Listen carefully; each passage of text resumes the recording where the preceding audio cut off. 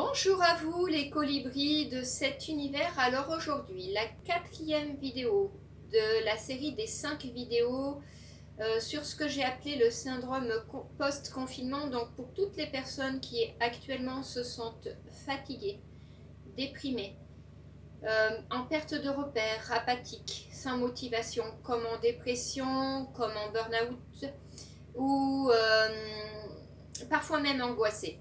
Je vais vous demander déjà dès à présent de la partager largement puisqu'il y a beaucoup de personnes qui sont actuellement concernées par ces problématiques et que ça va pouvoir donc les aider.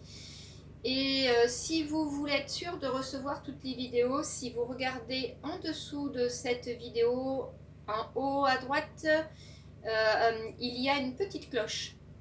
Vous cliquez dessus, vous vous abonnez. Et quand vous serez abonné, en fait, c'est gratuit, ça va juste vous envoyer une notification pour vous dire qu'une nouvelle vidéo est sortie. Pendant le confinement, donc le fait d'être confiné, d'avoir des couvre-feux, on a eu une chute de certaines hormones. Et sur la première vidéo, donc, je vous ai parlé des compléments alimentaires pour vous aider à remonter ces hormones concernées. Ensuite, sur la seconde vidéo, je vous ai parlé de l'ocytocine, sur la troisième de la dopamine, et là, je vais vous parler de la sérotonine. À quoi elle sert et comment vous aider, comment faire pour remonter votre taux de sérotonine. À savoir que la sérotonine ne peut être assimilée correctement que si vous avez du L-tryptophane qui peut se retrouver dans l'alimentation ou en complément alimentaire. Et le L-tryptophane lui-même, il lui faut des vitamines B et de la vitamine D. Le L-tryptophane, c'est un précurseur de la sérotonine. La sérotonine, c'est l'hormone de l'humeur, de la bonne humeur et de la confiance. Elle est source de sérénité, d'optimisme, de plénitude, de contentement et l'empathie. La sérotonine s'apparente au sentiment de paix ressenti lorsque nous nous trouvons en sécurité et le respect en lien avec ce qu'on appelle la prédominance sociale, qui n'est pas dans le je domine l'autre pour m'asseoir et lui prendre sa place. Ça n'a strictement rien à voir. Ça veut dire, la prédominance sociale, c'est j'ai ma place, je suis conscient de ma valeur, je sais ce que je mérite. Alors elle aide à développer le sentiment de fierté, à passer à l'action et à se sentir digne de ce qu'on l'homme a, tout simplement. De s'aimer, de soi à soi-même, mais vraiment. Là aussi, je peux vous apprendre à développer donc le sentiment de fierté, l'estime de soi aussi, quand vous avez une estime de soi qui est basse, sans entrer dans l'arrogance. Elle nous aide aussi à mieux gérer les situations de stress.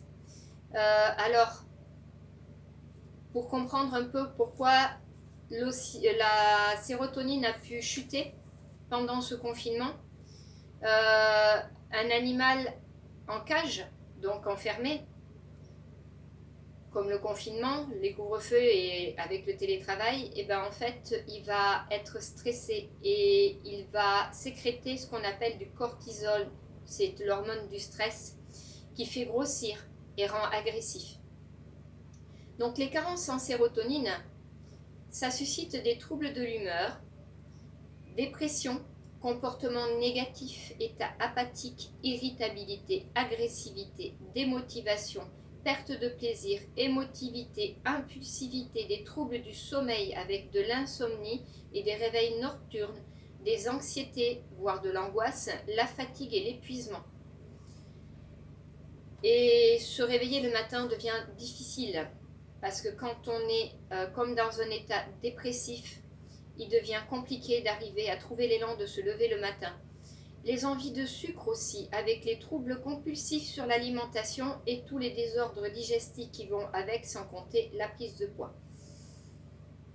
Donc plus de stress, de fatigue, et ça se rajoute encore à la prise de poids. Pour stimuler cette hormone, il est conseillé de faire une activité physique en plein air, de pratiquer la gratitude, de se rappeler les bons souvenirs, de pratiquer des techniques de relaxation, de méditation, de changer de routine et d'adopter de nouvelles pratiques. Dans le confinement, quand on est enfermé, c'est vrai que ça devient difficile. Avec le télétravail aussi, sortir de la routine métro, boulot, dodo. Donc à vous de développer votre créativité et votre imagination.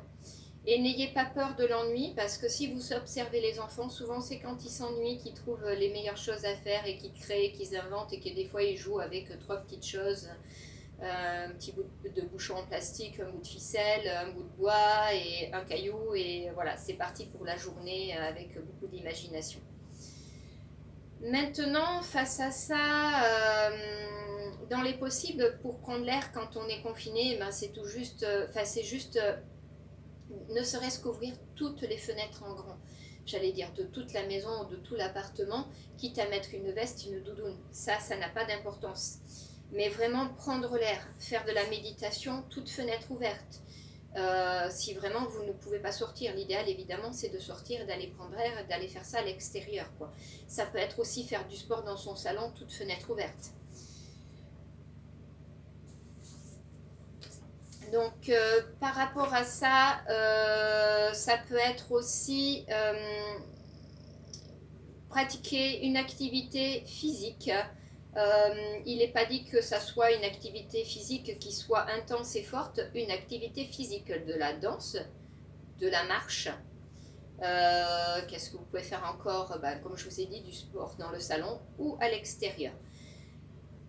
Dans la vidéo prochaine, je vous parlerai de l'importance de l'endorphine dans votre vie pour aller mieux et comment augmenter son taux dans votre organisme. Je vous souhaite une magnifique journée à vous, les colibris de cet univers.